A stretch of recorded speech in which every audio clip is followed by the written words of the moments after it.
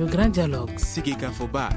Edawani wa Makaran. Le grand dialogue de l'émission de débat du studio Tamani sur votre radio. Chenni Beri Halud Mauni. Chenni Beri Sigika Foba. Le grand dialogue.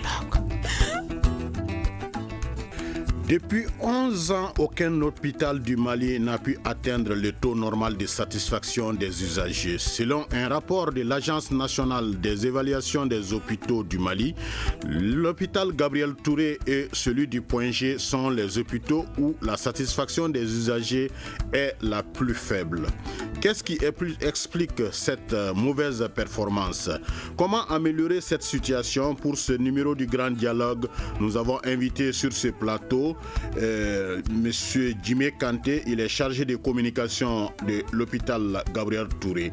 Issa Dambélé est de l'ASCOMA et Youssouf Kassambara, directeur par intérim de l'hôpital de Tombouctou. Il sera au téléphone en direct. Bonsoir, je m'appelle Aliou Sidibé.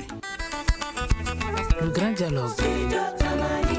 La marche vers une meilleure qualité des soins pour tous dans les établissements publics hospitaliers et les établissements hospitaliers privés qui participent au service public. Tel est le credo de l'Agence nationale d'évaluation des hôpitaux, ANE. Cette agence vient de publier un rapport, le 11e, et 11 fois de suite, 2 des plus grands hôpitaux du Mali se classent derniers à propos de la satisfaction des usagers. À cet effet, nous allons écouter M. Diallo, il est conseiller technique au ministère de la Santé. L'Agence nationale d'évaluation des hôpitaux, bien sûr sous le couvert du ministère de la Santé, avec l'appui bien sûr de la Banque mondiale, a initié les documents du contrat de performance. Donc on a dit que pour qu'un hôpital puisse bien marcher, voilà des indicateurs sur lesquels on doit travailler et qui doivent atteindre un certain niveau. En ce moment, on dira que l'hôpital marche bien. Et il y a une réunion qui a eu lieu avec tous les hôpitaux et on s'est mis d'accord sur les indicateurs. Et on a touché à tous les domaines. Et je vous dis un exemple d'indicateur, le taux de satisfaction des usagers. Pour voir, parce qu'on dit qu'un hôpital est dit performant lorsque l'usager du service public est content, lorsque le malade est satisfait. Quand le malade n'est pas satisfait, il n'y a pas de soins. C'est que la formule même de la qualité des soins est définie comme étant la conformité des normes professionnelles et la satisfaction des usagers. Ça veut dire qu'en français facile, ce que l'agent de santé fait, est-ce qu'il fait suivant la norme scientifique internationale connue? Est-ce que quand il fait ça, est-ce que l'usager, le malade qui est au roi, est-ce que ce malade est content? Pour ce faire, chaque année, l'Agence nationale d'évaluation des hôpitaux passe au niveau de tous les hôpitaux pour essayer d'évaluer ces indicateurs. Et on fait un échantillonnage d'un certain nombre de malades. On les demande s'ils sont contents de l'hôpital. S'ils ne sont pas contents, qu'est-ce qu'ils reprochent à l'hôpital? Ensuite, on passe au niveau des hôpitaux pour voir la propriété. Ensuite, ils essaient de voir aussi la disponibilité des médicaments. Ils essaient de voir la prise en charge des urgences. Ils essaient de voir la conformité des dossiers médicaux. Ils essaient de voir comment le taux d'immunisation des équipements clés, c'est-à-dire que la panne de matériel, tout ça là. Donc tous les éléments qui peuvent rentrer dans la qualité des soins, l'Agence nationale d'évaluation des hôpitaux passe au niveau de chaque hôpital chaque année pour essayer de contrôler ça, d'évaluer ça et de présenter un résultat. Et quand on présente le résultat, on appelle encore tous les hospitaliers, on appelle les usagers, on appelle les personnes qui viennent et on présente devant eux, voilà les résultats. Et on critique. Pourquoi les malades se plaignent de vous de tel côté? Qu'est-ce que vous proposez pour pouvoir résoudre le problème? Les malades ne sont pas contents parce que l'hôpital est sale. Qu'est-ce que vous proposez dans les meilleurs délais à court terme, à long terme pour que vraiment l'hôpital soit toujours propre? Le malade n'est pas content parce que le malade est mal accueilli. Pourquoi il est mal accueilli? Il est mal accueilli à quel service? Donc, quels sont les gens qui sont là-bas? Quelle disposition, monsieur le directeur, vous avez prise pour essayer de corriger cette situation pour que lorsque le malade viendra prochainement, il puisse être satisfait? Autant d'éléments, qui rentrent dans cette évaluation du contrat de performance. Je vous avoue que depuis que nous avons commencé ce travail, mais depuis qu'on a commencé, je vous avoue que le taux de satisfaction des usagers est trop faible. Personne n'a atteint le taux normal depuis 11 ans. Le taux normal, c'est qu'il faut que dans un hôpital, au moins 80% des usagers soient satisfaits. Ça, c'est moi qu'on dit que vraiment les malades sont contents. Nous avons constaté une chose, c'est qu'au niveau des hôpitaux de Bamako, les 2 grands hôpitaux, par exemple Gabriel Touré et Point G, le taux de satisfaction des usagers est toujours le plus faible. Les usagers sont le moins contents au niveau de Gabriel Touré et au niveau du Point G depuis 11 ans, depuis qu'on a constaté. Et maintenant, pour les autres hôpitaux, ça varie d'une année à une autre. Cette fois-ci, ce contrat de performance ne concerne exclusivement que les hôpitaux. Et au niveau des régions du Nord, il n'y a que 2 hôpitaux pour le moment. C'est l'hôpital de Gao et l'hôpital de Tombouctou. Bien, donc effectivement, il y a eu une évaluation qui a été faite par rapport à la situation sécuritaire. Les résultats, sont disponibles. En fait, c'est un peu différent parce que pendant la période d'occupation, il y avait la gratuité des soins par ailleurs, et ce qui avait même augmenté le taux de satisfaction des usagers à ces endroits. Mais après, donc, la gratuité des soins a été remplacée petit à petit par le système de recouvrement des coûts, et donc l'évaluation a été faite et le taux de satisfaction a légèrement diminué. Ouais, donc là, ça se comprend. Quand le malade il ne paye rien et lorsqu'il paye, donc le taux de satisfaction, on a vu que ça a diminué et c'est imputable à ces paiements, ces recouvrements que l'État a institués et qui est d'ailleurs dans la politique de santé du Mali. Alors, Issa Dembélé, au niveau de l'ASCOMA, quelle est votre réaction à cette 11e édition du rapport? Bon, notre réaction va dans le même sens que l'intervention du conseil technique, parce que nous avons visité l'hôpital Gabriel Touré, l'hôpital du Mali, l'hôpital du Pongé, et bien qu'il y ait eu des progrès par rapport au passé, ça aussi il faut le dire, le taux de satisfaction des usagers reste bas d'une façon générale. Quand on est malade aujourd'hui, la première des choses à laquelle on se confronte, c'est le bureau des entrées. Alors, au bureau des entrées, bien sûr on tient compte des urgences, mais vraiment j'ai l'impression que les gens ne peuvent pas connaître, ne savent pas à quel degré les gens souffrent pour pouvoir accéder d'abord à l'hôpital. Les espaces sont étroits, les gens sont entassés. Bon, vraiment c'est difficile, et surtout au niveau de Gabriel Touré. Et vous voyez vous-même, le bureau des entrées, d'abord c'est la première difficulté que le malade rencontre. Ensuite, après cette attente qui peut durer des heures, souvent, ça dépend, qui peut durer des heures, vous allez aussi attendre devant le médecin qui doit vous consulter. Et vous devez encore patienter là-bas parce qu'il y a une file d'attente. Donc maintenant, lorsque vous avez, si vous devez être hospitalisé ou bien si vous êtes un malade ambulant, il y a la différence. Il y a la différence. Bon, je vais parler d'abord des malades ambulants qui viennent prendre une ordonnance et qui s'en vont. Ce n'est pas fini. Il y a, pour ceux qui ne sont pas dans l'amour, il faut acheter les médicaments et les pharmacies. Bon, souvent aussi, il faut le dire, bien qu'il y ait des progrès, maintenant, souvent on ne trouve pas les médicaments à côté. Donc pour pouvoir se soigner au Mali, à Bamako, ce n'est pas facile. Et ça, je viens de parler au nom des usagers de Bamako. Oui. Pour ceux qui viennent des régions, si vous êtes malade, la structure sanitaire fait que les structures de santé sont hiérarchisées. Les hôpitaux nationaux se trouvent à Bamako. Donc si vous êtes malade dans une région, qu'on vous envoie à Bamako, alors donc il faut avoir un parent. Hein? Et si vous n'avez pas de parents, vous voyez la situation vous-même. C'est très difficile. Et si vous devez être hospitalisé dans ces conditions-là, bon, vraiment, c'est très, très, très, très délicat. Bon, pour le moment, je vais m'arrêter à ça, sans parler de l'état des structures et de l'accueil. Ok. Merci. Alors, Jimmy Kanté, la structure dans laquelle vous travaillez est indexée, spécialement l'hôpital Gabriel Touré. Donc, qu'est-ce que vous pouvez dire? Est-ce que cette analyse, cette réaction est bien fondée? Non, monsieur Sidibé. D'abord, je voudrais rectifier quelque chose. Je suis là en tant que responsable syndical de l'hôpital Gabriel Touré, et porte-parole du comité syndical qui est différent de, comment dirais-je, du chargé de communication de la structure. Okay. Je suis surpris d'entendre le conseiller technique, M. Diallo, vraiment parler de nos structures de la sorte, parce qu'il n'a fait ressortir qu'une infime partie, de la même manière que M. Dembélé. Moi, je suis censé défendre le personnel, mais je vous dis que aujourd'hui, aller dans un hôpital du Mali, c'est un véritable parcours du combattant. Et je suis d'autant plus à l'aise en face du représentant du Recotrad, parce que c'est de l'ASCOMA, je vais dire, de l'ASCOMA, excusez-moi, parce que c'est une organisation que nous avons maintes fois approchée en tant que syndicat pour attirer leur attention sur les insuffisances et sur le calvaire vécu par les usagers au niveau de nos structures. Mais lorsque on parle de satisfaction du malade, mais avec quoi voulez-vous que l'usager de l'hôpital Gabriel Touré soit satisfait lorsque même les responsables, même le personnel n'est pas qualifié? Il n'y a aucune formation. L'hôpital, la destination Gabriel Touré, à un moment donné, était vraiment à déconseiller.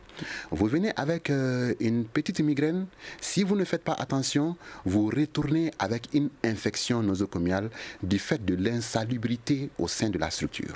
Si vous voulez aller à l'hôpital, d'abord, ce qui vous vient à l'esprit, c'est de demander, est-ce que vous connaissez quelqu'un dans cette structure? Cela n'est pas normal. C'est un service public. Vous devez vous lever et aller vous faire soigner sans difficulté. Mais voyez-vous, le premier contact du malade qui arrive dans nos structures de santé, c'est souvent les vigiles ou souvent la police. C'est stressant. C'est stressant.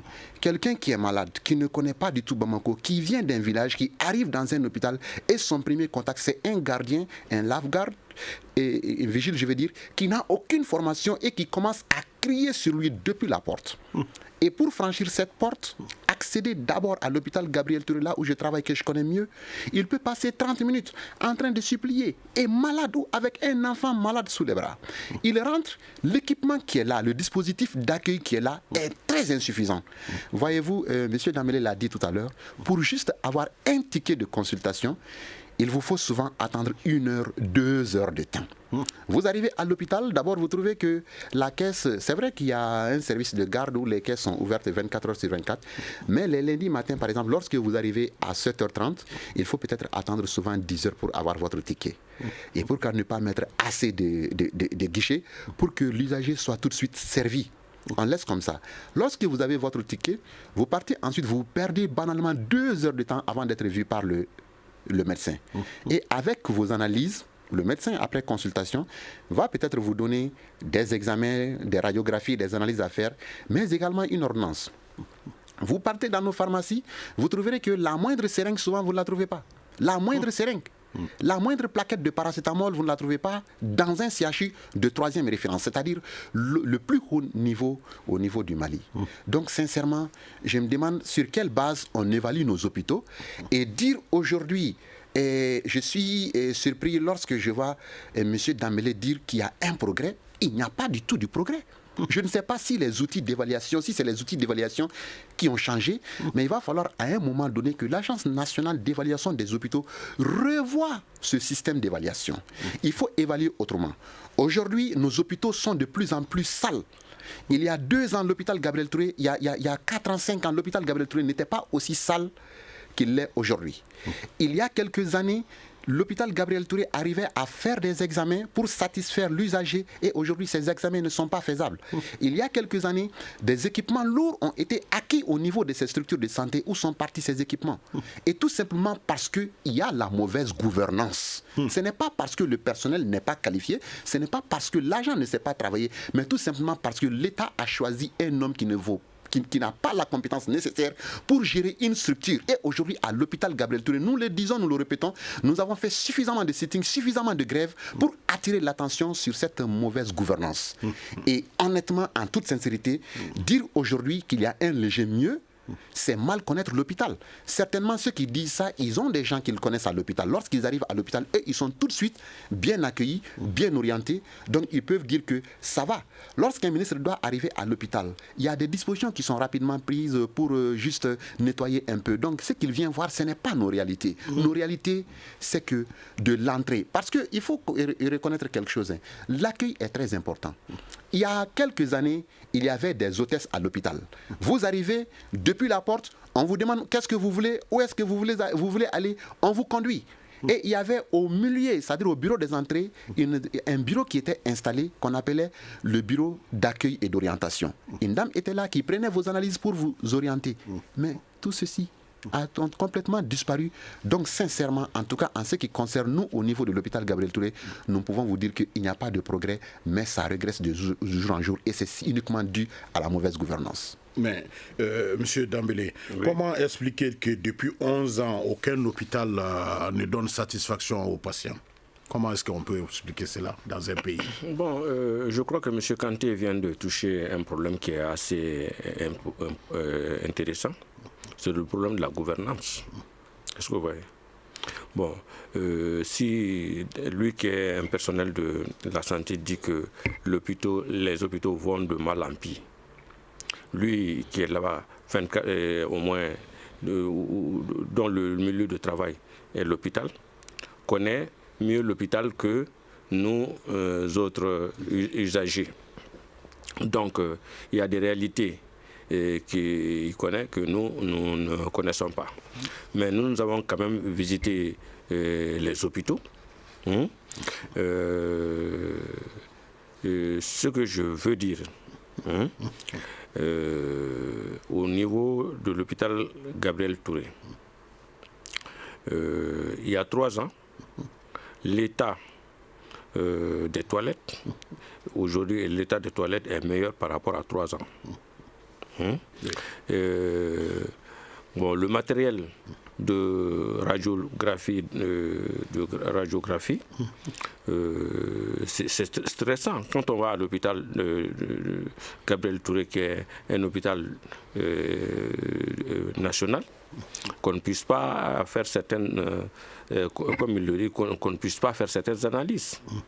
Mais aussi, je crois qu'il y a la gouvernance et aussi, vous savez, la santé au Mali, c'est l'État et les privés. Voyez-vous, depuis que nous sommes... Oui, mais le rapport là, ça s'intéresse aux hôpitaux étatiques. Étatique, je veux dire. Oui. Mais tout ne se fait pas au niveau des... Vous allez dans un hôpital étatique, on peut vous envoyer faire une analyse dans une structure privée. Comme on peut vous envoyer... On va en revenir aux structures, la responsabilité des structures. Voilà. Oui. Voilà. Donc, ce que je veux dire, grosso modo, la gouvernance n'a pas beaucoup évolué. Bien que... il y a eu changement. On ne peut pas dire qu'il n'y a pas eu du tout de progrès, qu'on va de mal en pis. Ça aussi, je crois que les gens qui travaillent dans les hôpitaux, les médecins, les infirmiers, le corps médical connaissent bien la situation. Ils savent qu'ils sont indexés. Donc, c'est un pas en avant, 2 pas en arrière. Mais je pense qu'aujourd'hui, d'une façon générale, on peut dire qu'il y a un tout petit de progrès par rapport à l'état sanitaire de l'hôpital Gabriel Touré par rapport à il y a 3 ans. Vous écoutez Studio Tamani, votre avis nous intéresse. Écrivez vos commentaires et suggestions sur la page Facebook et dialoguez avec nous. Studio Tamani, c'est aussi les réseaux sociaux. Retour donc sur ce plateau avec M. Djimé Kanté. Il est chargé de communication au niveau du syndicat de l'hôpital Gabriel Touré. Issa Dambélé est le représentant de l'ASCOMA sur ce plateau et Youssouf Kassambara est le directeur par intérim de l'hôpital de Tombouctou. Donc il est au téléphone. Alors, M. Kassambara, au tout début, nous avons écouté la réaction d'un conseiller technique du ministère de la Santé. Alors, par rapport à Tombouctou, qu'est-ce qu'il y a de spécial? Bon, je vous remercie, monsieur, de m'avoir adressé la parole, de m'avoir accordé la parole. Parce que les hôpitaux du Nord, ce sont des cas spéciaux, parce que vous le savez plus que moi, la situation sécuritaire qui a sévi dans nos pays en 2012 a bouleversé tout le système sanitaire qui prévalait d'alors. Donc, avant le retour des fonctionnaires, c'est les ONG qui assuraient en fait la prise en charge des soins. Donc, à Tombouctou, plus particulièrement, c'est MSF qui assurait la prise en charge des patients et des malades. Des malades et puis, non seulement les évacuations, puis j'assure aussi même le retour des patients. Donc, après leur départ qui a été annoncé depuis 2015, mais qui a été de façon progressive jusqu'en 2016, les gens au début, les gens n'avaient pas accepté d'avoir leur départ. Mais puisque dans leur mandat, s'il n'y a plus d'urgence, ils doivent se retirer. Donc ceci avait vraiment un peu, ça avait créé un peu de tollé d'abord au début, mais il a fallu qu'on sensibilise la population parce qu'ils ont un mandat et puis voilà. Il a même fallu que leur chef de protocole quitte Bamako pour venir expliquer aux chefs de village et aux leaders communautaires que c'est vraiment nécessaire pour qu'ils puissent partir dans d'autres zones d'urgence. Donc ça a un peu calmé certaines populations, même si beaucoup n'ont pas compris. Donc sinon, en 2015, l'hôpital de Tombouctou s'est classé deuxième en termes de satisfaction des usagers. Parce que c'était en pleine... tout était pris en charge par les ONG. Mais celles qui sont parties avec le recouvrement, les données ont changé. Donc ça, c'est primo d'abord. Secondo, les fonctionnaires qui sont dans les hôpitaux du Nord ont tendance à être un peu, voilà, je ne dirais pas oubliés, mais bon, par rapport à ceux qui sont à Bamako, parce que voilà quoi, tu quittes Bamako et tu viens dans une région, bon, c'est vrai qu'un fonctionnaire doit servir partout où tu vas, mais l'État doit en fait donner un peu d'assistance à ceux qui acceptent de venir, parce que beaucoup d'entre eux qui ont été inutiles ne sont pas venus. Est-ce que vous me recevez? Oui, on vous reçoit. Voilà, donc les gens ont tendance, il y a un peu de ce sentiment d'abandon de la part de l'État qui est là, qui existe chez beaucoup de gens d'entre nous. Donc on ne le dit pas, mais bon, l'État doit penser à nous parce qu'on est vraiment, on impasse, on est sorti un peu du système. Voilà, on va revenir aux propositions de solutions. Mais selon vous, en tant qu'administrateur d'une structure hospitalière régionale, alors, selon vous, où se situent les responsabilités? Bon, c'est complexe à le dire quand même. C'est vrai, il y a un part de... D'abord, les hôpitaux ne répondent pas aux normes même des hôpitaux. Parce que voilà, quand tu prends un hôpital, selon la carte sanitaire, le nombre de personnes qui doit exister n'est pas dans tous les hôpitaux ici quand même. Donc, on fonctionne comme ça. On est obligé de le faire parce que voilà, c'est notre mission première. Et il y a ensuite la population aussi qui n'est pas aussi réellement la culture sanitaire. Elle n'est pas aussi comme ailleurs parce que la majorité est analphabète. Donc c'est pas facile. Ce qui fait que souvent, il faut passer souvent par des méthodes de sensibilisation pour éviter beaucoup de frustration. Sinon, bon, on fait quand même ce qu'on peut, mais la responsabilité, elle est vraiment partagée. Okay. Il y a une part de la population aussi qui a sa part là-dedans, parce qu'il y a ce sentiment d'incompréhension. C'est pas forcément, c'est pas fait sciemment, mais en fait, quand on n'a pas une culture sanitaire, c'est pas facile de savoir certaines choses, parce que quand il vient à l'hôpital, forcément il faut attendre, il faut être patient d'abord. Et on ne peut pas tout régler en même temps. Mais eux, ils viennent du village ou d'un coin éloigné, ils veulent régler en même temps. Donc il y a tout ça, mais avec la sensibilisation, c'est petit à petit les gens vont comprendre que voilà, la santé c'est pas aussi simple que ça. Mais il y a aussi d'autres responsabilités qui sont dues aussi à nous également personnes, parce que voilà, l'accueil, comme l'a dit le producteur, c'est le moyen le plus important au sein d'une structure sanitaire. Si l'accueil fait défaut, le reste du processus ne va pas marcher. Donc il y a une part non évidente qui est vraiment liée aussi aux personnes de santé, qui ne font pas l'accueil comme ça se doit. Et aussi le manque d'équipement également. Nos hôpitaux du Nord ne sont pas vraiment équipés. Ok, voilà. D'accord. Merci beaucoup. Monsieur Djimé Kanté, oui. Est-ce que la prolifération des cliniques privées est-elle une des raisons de cette situation? Non, pas du tout, sincèrement. C'est-à-dire qu'il faut d'abord que le Malien arrête de se contenter de peu, de très peu, ou bien de presque rien du tout.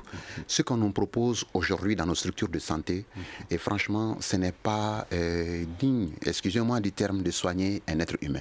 Nous avons un plateau technique dans un centre hospitalier universitaire qu'ailleurs qu'on verra peut-être dans un CESCOM ou dans un CESREF. Ça ne va pas.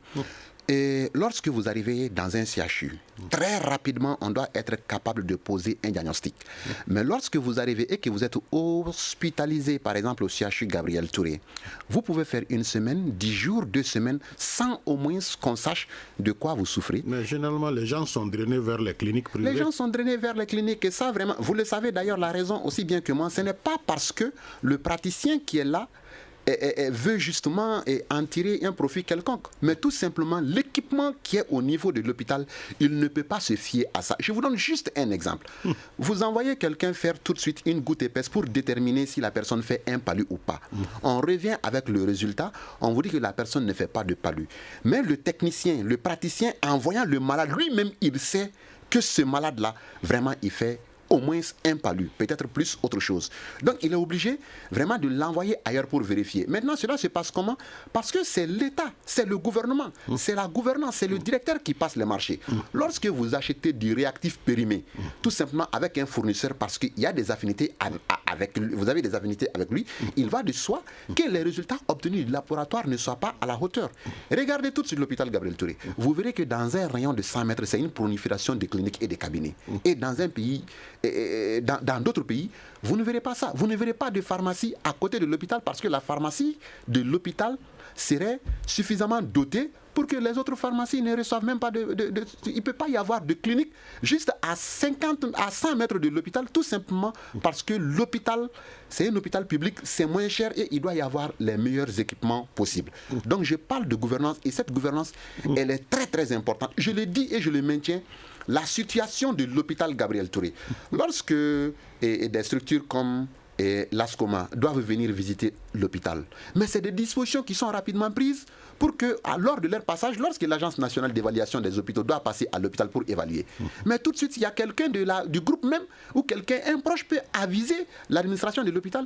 C'est des dispositions qui sont rapidement prises pour qu'au moment de leur passage, qu'on leur donne l'impression que nous sommes dans un bon hôpital, dans un hôpital qui accueille. Tout de suite, il y a un dispositif qui va se mettre en place. Vous venez, vous serez satisfait. Alors qu'en réalité, c'est pourquoi je dis qu'il faut que l'ANIH revoie ses outils d'évaluation. Ils ont leur façon de faire, mais moi je pense sincèrement que j'ai entendu dans le rapport qu'il y a une hausse de 8% de taux de satisfaction. Mais là, moi, ça ne se traduit pas vraiment dans les faits, dans la réalité, dans ce que je vois aujourd'hui à l'hôpital Gabriel Touré. Nous sommes très à l'aise en tant que comité syndical pour avoir plusieurs fois interpellé toutes les autorités de ce pays, y compris et les consommateurs, même le réseau des communicateurs traditionnels, nous sommes passés les voir. Venez, cet hôpital, c'est notre hôpital. Adressez-vous à interpeller qui de droit pour qu'ensemble nous essayons de voir afin que le Malien soit très bien accueilli. Vous savez, c'est vraiment important l'accueil. Et l'accueil, ce n'est pas seulement au bureau des entrées. Après le bureau des entrées, il y a le médecin, il y a la pharmacie, il y a le labo, il y a les différentes structures, il y a l'hospitalisation, le major qui est là, l'infirmier qui est là. C'est tout ce personnel qui doit être formé. Mais vous prenez des gens de l'école, vous les versez dans la fonction publique, vous ne leur donnez aucune formation et vous voulez que ces gens se parlent tout de suite en venant. J'étais en train d'intervenir entre du personnel et des malades. Le personnel allait presque frapper, ce n'est pas normal. C'est parce que ce personnel n'a aucune formation et l'État ne met aucun dispositif en place pour que le patient se sente roi. Je vais juste donner un exemple pour démontrer que c'est effectivement le problème est dû à la gouvernance. Il est dit clairement dans la loi hospitalière que la charte du malade doit être affichée partout à l'intérieur de l'hôpital pour que le malade, une fois admis, comprenne quels sont ses droits et ses devoirs. Partez dans nos hôpitaux, vous ne verrez cela affiché nulle part. Partez voir le lit du malade, vous ne verrez aucun dispositif pour l'expliquer. Voilà ce dont vous avez droit à l'hôpital, voilà ce dont vous n'avez pas droit, voilà ce que vous ne devez pas faire. Et encore, cette même loi hospitalière dit qu'un malade qui arrive en urgence doit être traité sans qu'on lui réclame quoi que ce soit. Mais cela se fait comment? Lorsque le malade arrive, il doit être soigné gratuitement. C'est après seulement qu'une facture est présentée. Mais on va le soigner avec quoi? Ce qu'on appelle les armoires d'urgence qui sont normalement dans les urgences pour que le malade soit pris en charge. Vous ouvrez ces armoires, vous trouvez qu'il n'y a aucun médicament dedans. Vous trouverez qu'à l'hôpital, à partir de 15h, on ne peut pas faire une simple échographie. Quelqu'un qui a une péritonite, qui a une occlusion, qui arrive, la première des choses, c'est quand même pouvoir faire une échographie pour voir de quoi souffre le malade et pour pouvoir le prendre en charge. Mais vous trouverez qu'il n'y a même pas d'échographie de garde à la radio où on ne peut pas faire un direct. C'est-à-dire il y a tellement de problèmes qu'on pourrait passer toute une année à en parler sans pourtant tous les égrener. Ok. Alors, on va se tourner vers Youssouf Kasambara. Youssouf Kasambara, quel changement la réforme hospitalière en cours dans notre pays a-t-elle apporté, selon vous? Bon, avec d'abord l'enquête de l'ANIH, c'est vraiment un grand pas parce que ça permet quand même aux hôpitaux d'abord de s'évaluer, c'est une auto-évaluation d'abord. C'est pas une concurrence en fait, entre les hôpitaux, c'est vraiment structuré. En fait, c'est pour permettre à l'hôpital de savoir si l'hôpital même s'est amélioré en fait dans sa gestion. Oui. Je pense que c'est un grand pas et ça doit permettre aussi aux différents acteurs qui sont présents dans les hôpitaux de prendre conscience. C'est vrai qu'il y a des efforts à faire de la part du gouvernement, c'est vrai, mais nous aussi, ce qu'on peut apporter comme changement dans le comportement de tous les frères. Donc vraiment, c'est ça en fait le plus important. Parce que à vous occuper une structure sanitaire, si les praticiens ou les acteurs ne voulaient pas, ça va rester à désirer. Moi, à mon avis, c'est d'abord de former d'abord les fonctionnaires qui viennent dans les hôpitaux, les inculquer la morale, c'est vrai, et surtout le sens du secteur médical, en fait. C'est ça qui manque beaucoup. Parce que dans nos différentes écoles de formation, on ne les apprend pas. C'est quand on est sorti, quand on vient au terrain qu'on fait face à ces différents problèmes. Donc, il faudrait qu'on mette ça d'abord dans l'enseignement de base même des étudiants en santé. Parce que, voilà, c'est tout, en fait, l'accueil et le secret, en fait. Si cela est réglé, moi, je pense que le reste, ça peut se résolver, voilà, on peut résoudre le reste avec le temps. C'est moi, quand même, c'est comme classe, d'abord, c'est mon avis d'abord. Le reste, on peut, voilà, la gouvernance, bon, le Mali a d'autres problèmes prioritaires, mais c'est vrai que la santé ne doit pas se négliger, mais quand le personnel même est vraiment suffisamment armé, je pense qu'il y a beaucoup de choses qui peuvent être, on peut penser là-dessus. Ok, merci. Une réaction, un avis, un commentaire. Réagissez sur la page Facebook de Studio Tamani et restez connectés avec nous. Studio Tamani sur les réseaux sociaux pour vous faire entendre. Alors, retour sur ce plateau avec nos invités. Youssouf Kassambara, il est au téléphone à partir de Tombouctou. Jimé Kanté, chargé de communication au niveau du syndicat du personnel de l'hôpital Gabriel Touré. Issa Dambélé, il est de l'ASCOMA. C'est pour parler des hôpitaux maliens. Comment mettre fin à l'insatisfaction des patients. Alors, rapidement, on va se tourner vers vous, monsieur Issa Dambélé. Alors, comment vous pouvez expliquer le cas spécifique de Gabriel Touré et du Point G? En tout cas, c'est des hôpitaux quand même vraiment auxquels le Malien, quand même, c'est une référence au Mali. C'est une référence au Mali. Et je dirais je vais faire un pas en arrière en vous disant tout simplement que la prolifération des cliniques privées n'a pas changé la place que prennent les hôpitaux nationaux. C'est toujours les hôpitaux nationaux qui traitent et qui sont reconnus comme première structure de référence vers lesquelles les gens vont. Bon, maintenant, moi je suis allé à l'hôpital du Point G en 1996. La dialyse ne se faisait pas là-bas. Et je suis allé en 2006, l'année dernière. Et je suis très heureux d'apprendre, de voir, même de constater sur le fait que la dialyse se fait actuellement au Mali. Autrefois, pour faire ça, il fallait aller à Dakar, à Abidjan, et être expatrié. Aujourd'hui, la dialyse, c'est une... ça se fait au Mali aujourd'hui.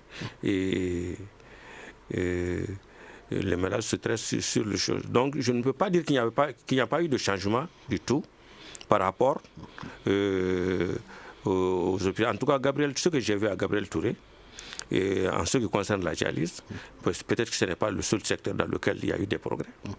Et même dans l'accueil, dans la salubrité, dans la tenue, dans le comportement des malades et des accompagnateurs, on essaie de faire...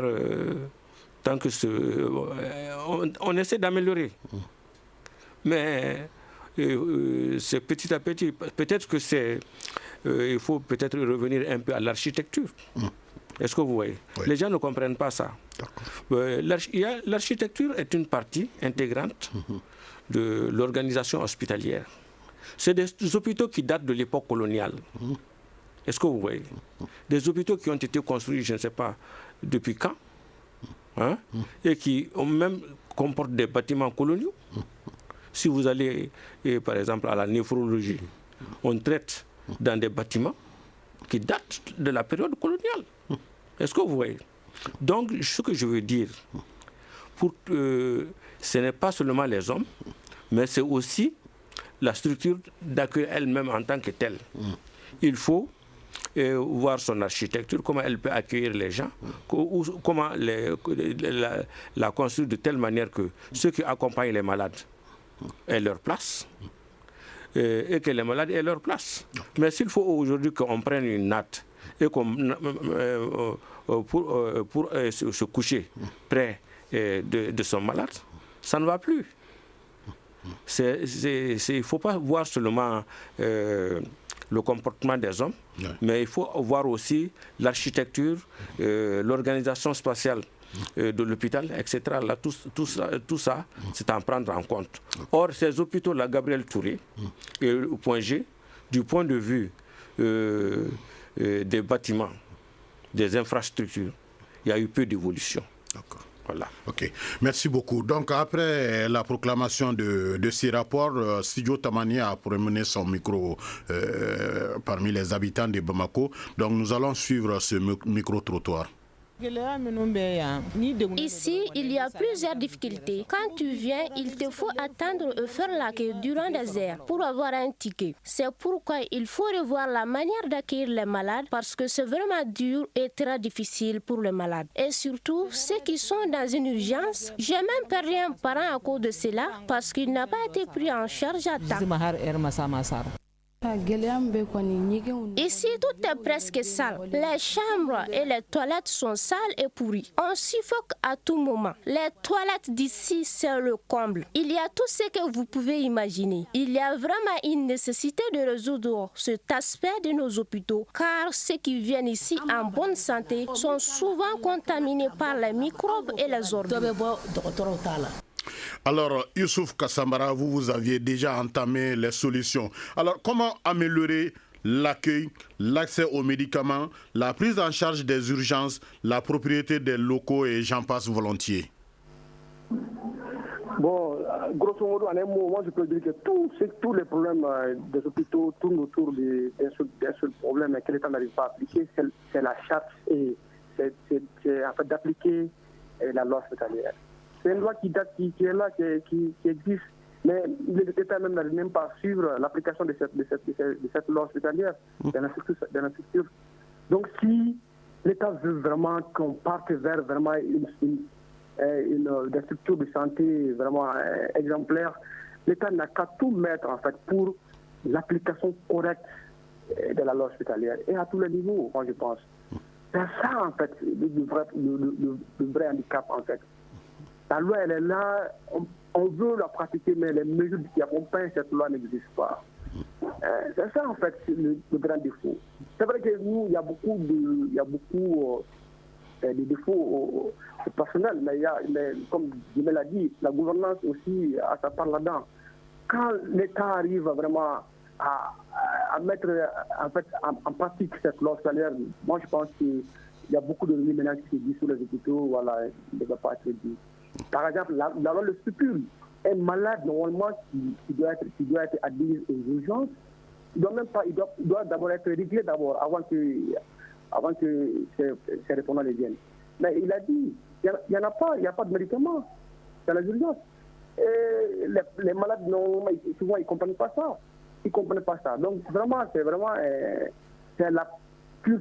le temps n'a qu'à appliquer seulement la charte hospitalière. Tous ces problèmes sont dit dans la loi hospitalière. Tous les problèmes que les gens disent dans la rue, sur les hôpitaux, parce que l'État n'arrive pas à appliquer la loi hospitalière. En fait, à quoi sert bon de mettre en place une loi et si on ne peut pas l'appliquer?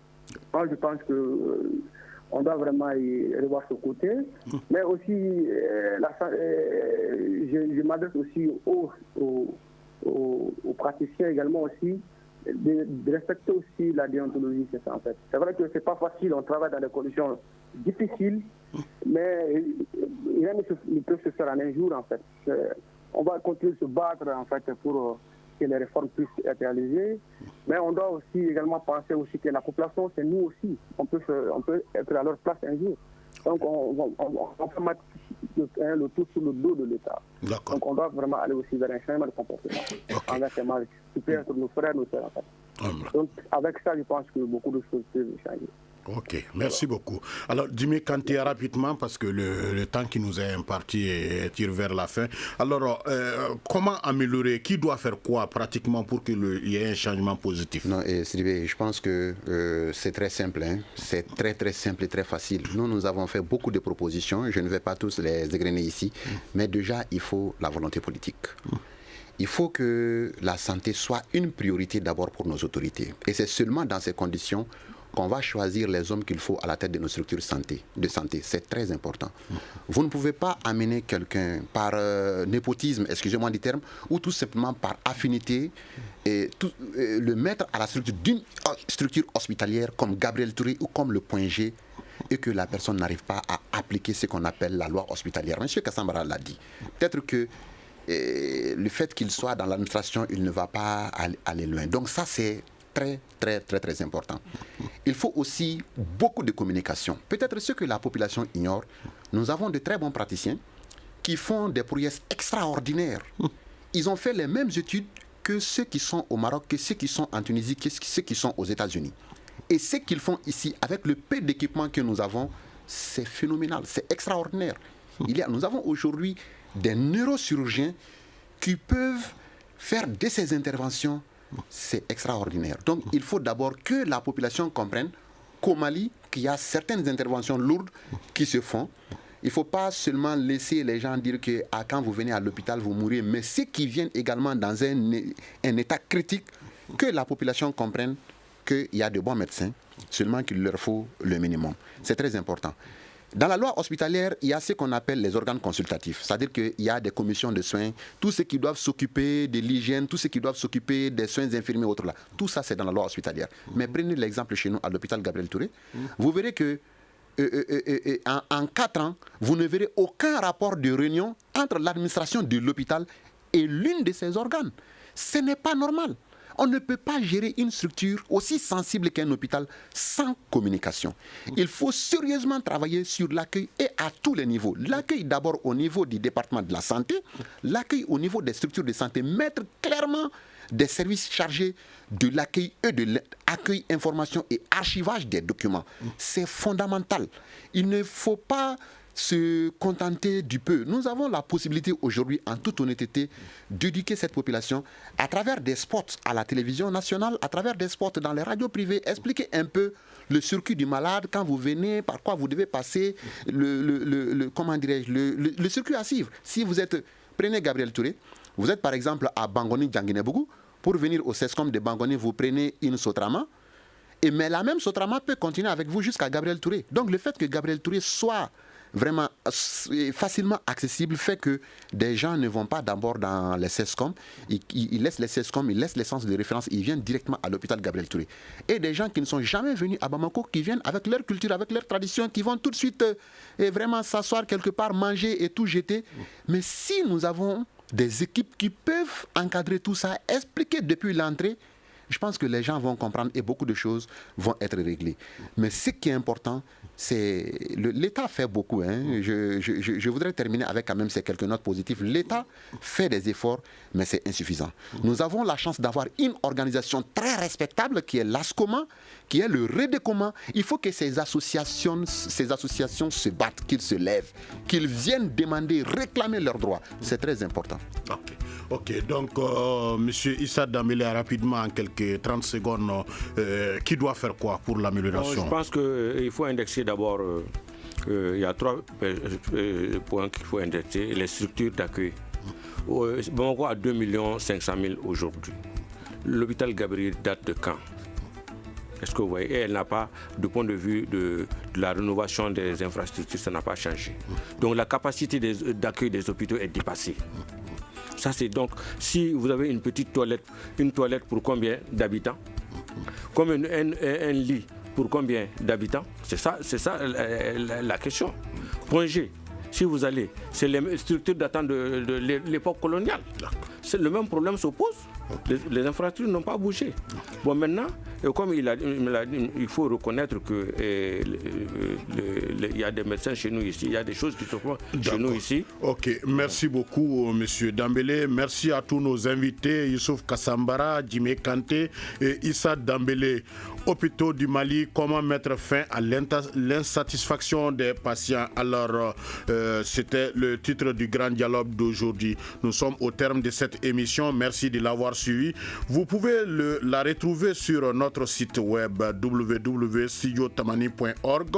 Vous pouvez aussi réagir sur nos répondeurs au 75 84 11 11 et 75 84 12 12. Cette émission a été réalisée par Ibrahima Haran Diallo. Elle est mise en onde par Gani Kanté. La régie vidéo était assurée par Noundire, Aliou Sidibé à la présentation et Mohamedou Touré à la coordination. Le grand dialogue. Le grand dialogue de l'émission de débat du studio Tamani sur votre radio.